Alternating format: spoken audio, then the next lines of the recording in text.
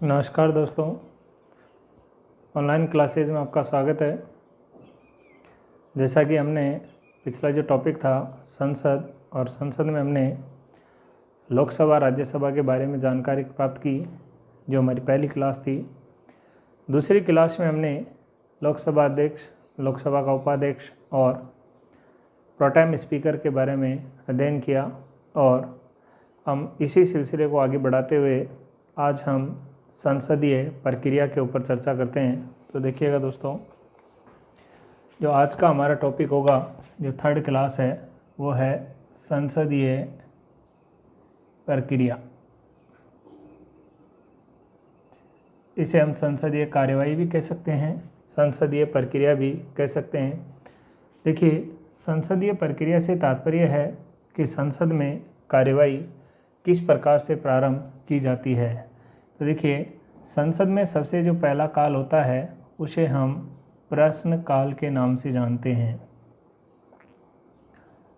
प्रश्न काल, ध्यान रखिएगा, प्रश्न काल जो होता है वो 11 बजे से 12 बजे तक चलता है। 11 बजे से 12 बजे तक चलता है, अर्थात इससे तात्पर्य है कि संसद की कार्यवाही सुबह 11 बजे से प्रारंभ होती है। पहला सवाल तो हमारा यहीं से बनता है। इसके विषय देखिए क्या कह रहा है, प्रश्न और काल दो शब्दों से बना है, अर्थात प्रश्न पूछने का काल ऐसा समय जिसमें प्रश्न पूछे जाते हैं। तो देखिए, मंत्रियों के द्वारा यहाँ पर प्रश्न किए जाते हैं, और प्रश्न सामान्यतया मंत्रियों से 3 प्रकार के किए जाते हैं। देखिए, अब बात आती है 3 प्रकार के प्रश्न कौन से किए जाते हैं। सबसे पहले देखिए, हम बात करेंगे, इन्हें कहा जाता है तारांकित प्रश्न। तारांकित प्रश्न। दूसरा जो प्रकार है इसे हम कहते हैं अतारांकित प्रश्न। अतारांकित प्रश्न। वहीं पर तीसरा जो प्रकार है इसे कहते हैं अल्प सूचना वाले प्रश्न। अल्प सूचना वाले प्रश्न। देखिए, संसद का सबसे पहला काल जो शुरू होता है वो 11 बजे शुरू होता है और यह 12 बजे तक चलता है।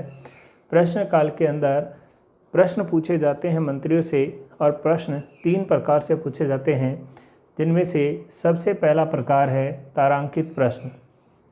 बात करें हम तारांकित प्रश्नों की, तो तारांकित प्रश्नों से तात्पर्य है वह प्रश्न जिनके उत्तर मौखिक दिए जाए। वह प्रश्न जिनके उत्तर, जिनके आंसर मौखिक रूप से दिए जाते हैं, ऐसे प्रश्नों को तारांकित प्रश्न कहा जाता है। वहीं पर अतारांकित प्रश्न की अगर हम बात करें, तो ऐसे प्रश्न जिनके आंसर या जिनके उत्तर लिखित रूप में दिए जाते हैं।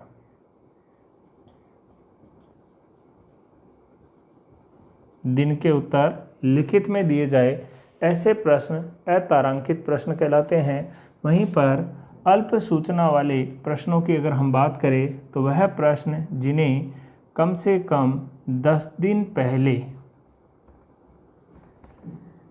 पूर्व सूचना देकर पूछा जाता है। ऐसे प्रश्न जिन्हें पूछने से पूर्व 10 दिन पहले सूचना देनी होती है, ऐसे प्रश्नों को हम अल्प सूचना वाले प्रश्नों के नाम से जानते हैं। तो ध्यान रखिएगा, सबसे पहले प्रश्न काल के अंदर हम प्रश्नों की चर्चा करेंगे।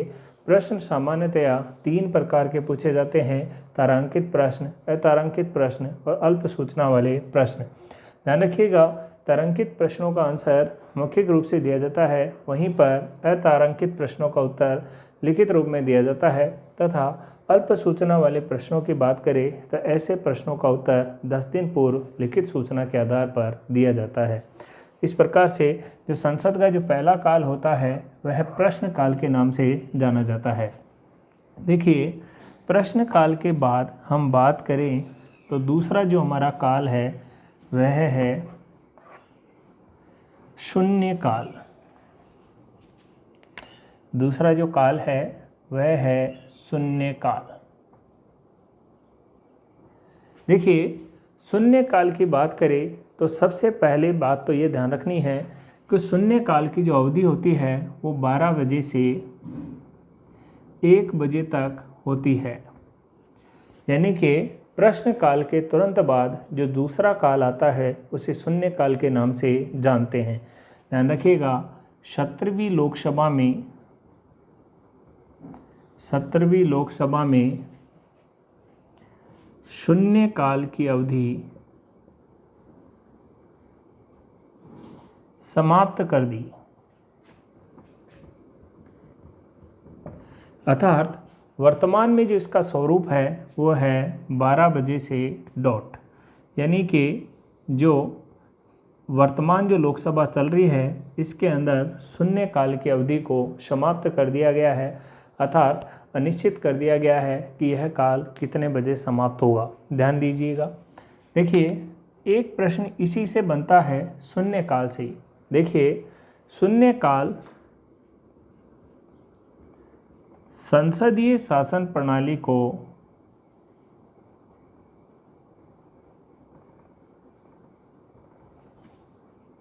भारत की देन माना जाता है।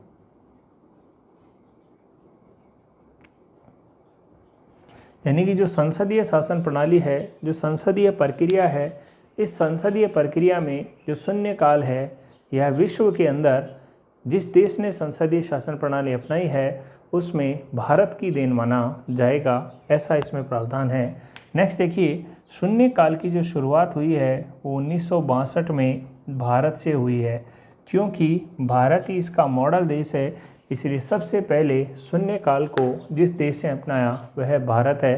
ध्यान रखिएगा, शून्यकाल के दौरान संसदीय प्रक्रियाओं में औपचारिक क्रियाएं की जाती है। इसके पश्चात देखिए, हम बात करें तो संसदीय कार्यवाही के दौरान हमें कुछ प्रस्ताव देखने होते हैं। देखिए, प्रस्ताव की बात करें तो सबसे पहले हम देखते हैं अविश्वास प्रस्ताव। देखिए, अविश्वास प्रस्ताव की बात करें तो यह लोकसभा में ही लाया जाता है।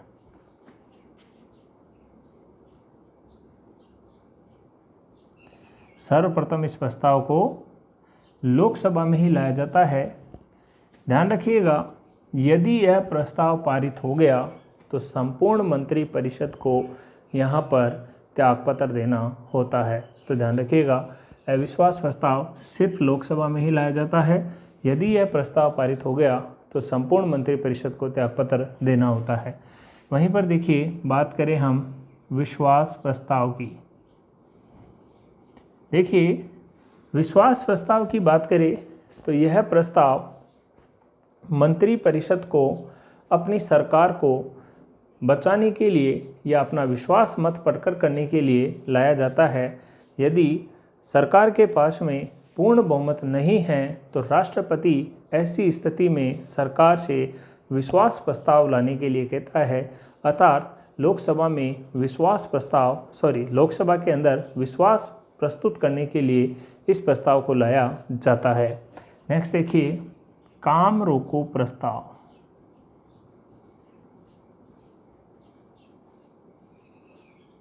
देखिए, काम रोको प्रस्ताव की बात करें तो यह ऐसा प्रस्ताव होता है जिसके तहत संसदीय प्रक्रिया को रोका जाता है और किसी अविलंबकारी यानी कि किसी महत्वपूर्ण समस्या की ओर ध्यान केंद्रित करके सबसे पहले उस राष्ट्रीय महत्व की समस्या को पूर्ण किया जाता है और उसके पश्चात संसद की कार्यवाही को प्रारंभ किया जाता है। अर्थात किसी अविलंब महत्वपूर्ण प्रस्ताव के ऊपर कार्य करने के लिए जो प्रस्ताव लाया जाता है उसे हम काम रोको प्रस्ताव के नाम से जानते हैं।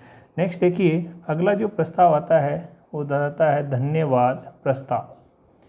देखिए, अगर हम बात करें धन्यवाद प्रस्ताव की तो ये एक ऐसा प्रस्ताव होता है जो एक तो नवीन लोकसभा के गठन पर राष्ट्रपति द्वारा किया जाता है। यानी कि जब भी आपकी नवीन लोकसभा का गठन होता है तो इस समय राष्ट्रपति नवगठित लोकसभा को संबोधित करता है और उन्हें धन्यवाद देता है। वहीं पर दूसरी बार यह प्रस्ताव तब लाया जाता है जब संसद का नया सत्र, जब नया वर्ष प्रारंभ होता है और नए वर्ष का जो पहला सत्र होता है उस सत्र के दौरान भी राष्ट्रपति के माध्यम से धन्यवाद प्रस्ताव लाया जाता है। इसके अलावा देखिएगा कुछ प्रस्ताव और हैं। हम बात करें, अगला प्रस्ताव आता है कटौती प्रस्ताव। देखिए, अगर हम इस प्रस्ताव की बात करें तो यह प्रस्ताव विपक्ष के द्वारा लाया जाता है और अनुदान की मांगों पर कटौती के लिए लाया जाता है। ध्यान रखिएगा, यदि यह प्रस्ताव पारित हो गया तो संपूर्ण मंत्रिपरिषद को त्यागपत्र देना होता है। संपूर्ण मंत्रिपरिषद को त्यागपत्र देना होता है। तो इस प्रकार देखिए दोस्तों, यह कुछ प्रस्ताव है जिनका हमें अध्ययन करना है। ज़्यादा कुछ नहीं है इनमें, परंतु परीक्षा के संदर्भ में ये 4-5 जो ऐसे प्रस्ताव है जो परीक्षा में पूछ लिए जाते हैं। इनमें सबसे पहले अविश्वास प्रस्ताव हमने देखा, धन्यवाद प्रस्ताव, काम रोको प्रस्ताव, विश्वास प्रस्ताव, हमने बात की कटौती प्रस्ताव, और भी कुछ प्रस्ताव होते हैं जैसे निंदा प्रस्ताव वगैरह भी होता है। तो इस प्रकार से कुछ प्रस्ताव होते हैं, आप इनको देखिएगा। इसके पश्चात देखिए, हम बात करते हैं संसदीय प्रक्रिया में संसदीय समितियों की। देखिए, संसदीय समितियों में सबसे ज़्यादा जो समिति पूछी जाती है, हम 3 समितियों का यहाँ पर अध्ययन करेंगे। सबसे पहले देखेंगे हम यहाँ पर लोक लेखा समिति। लोक लेखा समिति, देखिए, लोक लेखा समिति की अगर बात की जाए तो यह 1919 के अधिनियम में इसका प्रावधान आया था।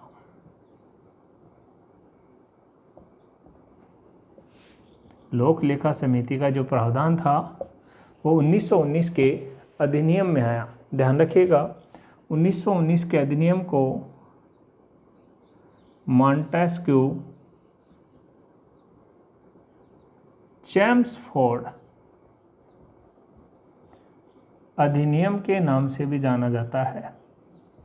ध्यान रखिएगा, 1919 के अधिनियम यानी कि मॉन्टेस्क्यू चेम्सफोर्ड अधिनियम के तहत सर्वप्रथम लोक लेखा समिति का प्रावधान आया गया और देश में इस समिति की सर्वप्रथम स्थापना 1921 में की गई। ध्यान रखिएगा, लोक लेखा समिति का जो गठन किया गया वो सर्वप्रथम देश में 1921 में किया गया। ध्यान रखिएगा, लोक लेखा समिति में 15 सदस्य लोकसभा से, वहीं पर 7 सदस्य राज्यसभा से होते हैं। 15 सदस्य लोकसभा से और 7 सदस्य राज्यसभा से होते हैं और कुल 22 सदस्य होते हैं लोक लेखा समिति के अंदर। ध्यान रखिएगा, लोक लेखा समिति नियंत्रक और महालेखा परीक्षक, जिसे कि हम CAG के नाम से जानते हैं, की रिपोर्ट की जांच करती है।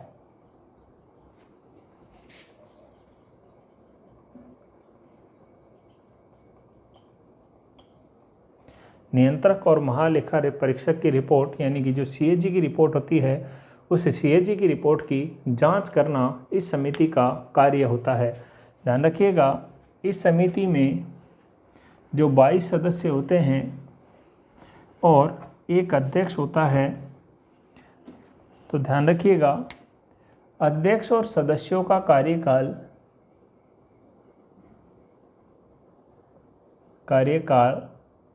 1 वर्ष होता है। अध्यक्ष और सदस्यों का कार्यकाल 1 वर्ष होता है। वहीं पर इसके अध्यक्ष की नियुक्ति लोकसभा अध्यक्ष द्वारा की जाती है। अध्यक्ष की नियुक्ति लोकसभा अध्यक्ष द्वारा की जाती है। ध्यान रखिएगा, बस इसमें यही बात इम्पोर्टेंट है कि जो पीएसी का अध्यक्ष विरोधी दल का बनता है,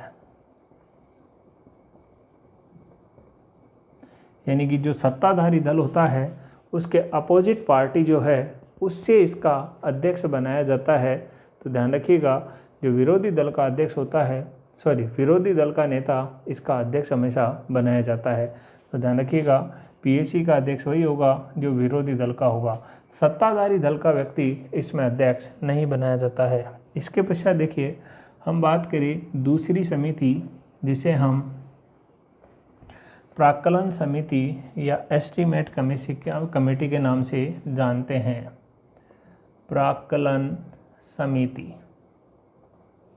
देखिए हम बात करें प्राक्कलन समिति की, तो प्राक्कलन समिति में कुल 30 सदस्य होते हैं। प्राक्कलन समिति में कुल 30 सदस्य होते हैं और 30 और सभी सदस्य लोकसभा से ही होते हैं। सभी सदस्य लोकसभा से होते हैं, अर्थात प्राक्कलन समिति में जो सदस्य होते हैं उनमें राज्यसभा से इसमें कोई भी प्रतिनिधि भाग नहीं लेता है। तो ध्यान रखिएगा, जो प्राक्कलन समिति है इसके 30 के 30 सदस्य लोकसभा से ही चुने जाते हैं। ध्यान रखिएगा, इस समिति में भी सदस्यों का कार्यकाल 1 वर्ष होता है। दूसरी बात ध्यान रखिएगा, अध्यक्ष का चुनाव लोकसभा अध्यक्ष द्वारा किया जाता है। इसके अध्यक्ष की जो नियुक्ति की जाती है वो लोकसभा अध्यक्ष द्वारा की जाती है। ध्यान रखिएगा, जो प्राक्कलन समिति है इसका गठन 1950 में जॉन मथाई समिति की सिफारिश पर किया गया था।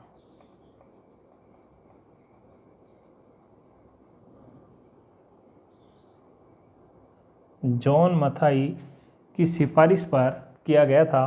ध्यान रखिएगा, 30 के 30 सदस्य होते हैं, सभी लोकसभा से होते हैं, कार्यकाल 1 वर्ष होता है, अध्यक्ष की नियुक्ति लोकसभा अध्यक्ष द्वारा की जाती है और इसका गठन 1950 में जॉन मथाई की अनुशंसा पर जो समिति बनाई गई थी उसके आधार पर किया गया।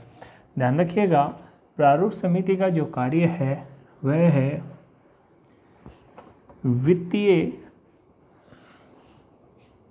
वित्तीय प्रशासन में मितव्ययता की अनुशंसा करना, यानी कि मितव्ययता से तात्पर्य है कि जो फालतू के खर्चे होते हैं उन्हें हटाने की यहाँ पर सिफारिश की जाती है प्रशासन में, अर्थात कम पैसे में अधिक कार्य किस प्रकार से किए जाए इसकी सिफारिश यहाँ पर की जाती है। इसके पश्चात देखिए, हम एक समिति की और बात करेंगे और इस समिति का नाम है सार्वजनिक उपक्रम समिति। देखिए, अगर हम बात करें सार्वजनिक उपक्रम समिति की तो इसका गठन 1964 में कृष्णा मेनन की सिफारिश पर किया गया। कृष्णा मेनन की सिफारिश पर किया गया। ध्यान रखिएगा, इसमें भी सदस्य संख्या 22 होती है। इनमें से 15 सदस्य लोकसभा से और 7 सदस्य राज्यसभा से होते हैं। वहीं पर अध्यक्ष की नियुक्ति लोकसभा अध्यक्ष द्वारा की जाती है। वहीं पर अध्यक्ष की जो नियुक्ति होती है वहीं पर लोकसभा अध्यक्ष के द्वारा की जाती है। तो ये ध्यान रखिएगा। सार्वजनिक उपक्रम समिति का गठन 1964 में कृष्णा मेनन की सिफारिश पर किया गया। वहीं पर इसमें कुल 22 सदस्य होते हैं, जिनमें से 15 सदस्य लोकसभा से और 7 सदस्य राज्यसभा से होते हैं। और अध्यक्ष की नियुक्ति लोकसभा अध्यक्ष द्वारा की जाती है। ध्यान रखिएगा, इस समिति का जो कार्य होता है वो होता है सरकारी उपक्रमों के लेखों एवं रिपोर्ट का परीक्षण करना। समिति का जो कार्य है वह सरकारी उपक्रमों व लेखा रिपोर्ट का परीक्षण करना, यह इस समिति का महत्वपूर्ण कार्य होता है। तो दोस्तों, यह 3 समिति ऐसी होती है जिनको सर्वाधिक परीक्षाओं के अंदर पूछा जाता है। अब हम बात करें तो इसके पश्चात देखिए, संसद के अंदर हमने कुछ देखा था। आर्टिकल नंबर 85 में मैंने आपसे कहा था कि यहाँ पर राष्ट्रपति संसद के सत्र आहूत व सत्रावसान करता है। वहीं पर यहाँ लोकसभा भी भंग कर सकता है। लोकसभा भी भंग कर सकता है। ध्यान रखिएगा, 2 चीज़ें ऐसी होती है जिनका हमें विशेष तौर से ध्यान रखना पड़ेगा। एक चीज़ होती है स्थगित करना। स्थगित करने से तात्पर्य है कि कार्यवाही को कुछ दिनों के लिए रोकना। वहीं पर एक होता है विघटित करना। तो ध्यान रखिएगा, यदि ऐसी स्थिति में लोकसभा यदि विघटित होती है तो ऐसी स्थिति में लोकसभा में लंबित बिल समाप्त हो जाते हैं। लोकसभा में लंबित बिल समाप्त हो जाते हैं, परंतु राज्यसभा में लंबित बिल समाप्त नहीं होते हैं। ऐसा यहाँ पर प्रावधान किया गया है। यदि लोकसभा का विघटन हो तो लोकसभा में लंबित बिल भी समाप्त हो जाएंगे, परंतु राज्यसभा में लंबित बिल समाप्त नहीं होंगे। और लोकसभा का जो विघटित किया जाता है वह मंत्रिपरिषद की सिफारिश पर किया जाता है। तो ये ध्यान रखिएगा, कई बार कथन कारण में पूछ लिया जाता है, सदन का स्थगन किसे कहा जाता है और विघटित किसे कहा जाता है। अब देखिए, हम बात करेंगे संविधान संशोधन के बारे में। देखिए, वैसे तो मैंने आपको बता दिया था संविधान की विशेषताओं के अंदर, परंतु एक बार फिर से देखिए संविधान संशोधन विधेयक, संविधान संशोधन विधेयक। देखिए, संविधान में 3 प्रकार से संशोधन किए जाते हैं, इस बात की चर्चा हो चुकी है। एक प्रकार से सामान्य बहुमत से, वहीं पर 2 प्रकार से विशेष बहुमत से संविधान में संशोधन किया जाता है। परंतु हम यहाँ पर विशेष बहुमत की बात करेंगे, अर्थात अनुच्छेद नंबर 368 की बात करेंगे, जिसे हम संविधान संशोधन प्रक्रिया के नाम से जानते हैं। संविधान संशोधन प्रक्रिया। देखिए, संविधान संशोधन के मामले में यदि हम बात करें, यहाँ पर संसद में 2 सदन हैं, लोकसभा और राज्यसभा। दोनों सदन यहाँ पर समान होते हैं। दोनों सदनों के पास में समान शक्ति होती है संविधान संशोधन के मामले में। कैसे? यदि किसी विधेयक को राज्यसभा ने पारित कर दिया और लोकसभा ने नहीं किया, तो ध्यान रखिएगा विधेयक वहीं पर समाप्त हो जाता है। और यदि किसी विधेयक को लोकसभा ने पारित किया और राज्यसभा ने नहीं किया, तो ध्यान रखिएगा ऐसी कंडीशन में भी विधेयक समाप्त हो जाता है। अर्थात जब तक दोनों सदन विधेयक को पारित नहीं करेंगे तब तक विधेयक पारित नहीं माना जाएगा। इसीलिए कहा जाता है कि संविधान संशोधन के मामले में दोनों सदनों को यहाँ पर बराबर की शक्ति प्राप्त है। इसके पश्चात देखिए, ये तो संविधान संशोधन की बात की, तो संविधान संशोधन के मामले में 368 की बात की, संविधान संशोधन प्रक्रिया को देखा और हमने देखा कि संसद के दोनों सदन इस मामले में बराबर के शक्तिशाली होते हैं। देखिए संसदीय प्रक्रिया में एक बात और देखिए, संसदीय प्रक्रिया के दौरान जब भी कोई विधेयक होता है वह विधेयक 3 प्रारूप से होकर गुजरता है। पहला प्रथम वाचन। प्रथम वाचन की हम बात करें तो यहाँ पर विधेयक को प्रस्तुत किया जाता है। वहीं पर दूसरा वाचन। दूसरे वाचन की हम बात करें तो यहाँ पर विधेयक पर खंडवार चर्चा होती है। संसद में कोई भी विधेयक 3 प्रारूपों से गुजरता है। प्रथम वाचक, यहाँ पर विधेयक को प्रस्तुत किया जाता है। वहीं पर दूसरी बात में कहा दूसरा वाचन, यहाँ पर खंडवार चर्चा होती है। इसके पश्चात तीसरे वाचन की बात करें हम, तीसरा वाचन, तो यहाँ पर केवल औपचारिकता होती है। औपचारिकता होती है जिसके दौरान विधेयक पर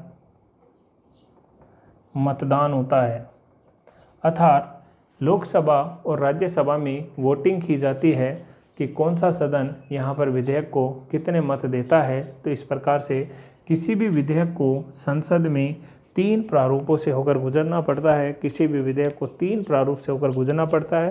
प्रथम प्रारूप के अंदर हमने यहाँ देखा कि विधेयक के ऊपर प्रस्तुत किया जाता है। दूसरे प्रारूप में हमने देखा दूसरे वाचन में खंडवार यहाँ पर चर्चा की जाती है। तीसरे वाचन में हमने देखा कि यहाँ पर विधेयक पर औपचारिक रूप से चर्चा की जाती है और विधेयक पर मतदान करवाया जाता है।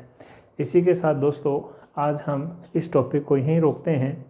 जो हमारी नेक्स्ट क्लास होगी उस क्लास के अंदर हम संसदीय प्रक्रिया या संसदीय कार्यवाही का जो टॉपिक है उसे कंप्लीट कर देंगे। आज के लिए धन्यवाद।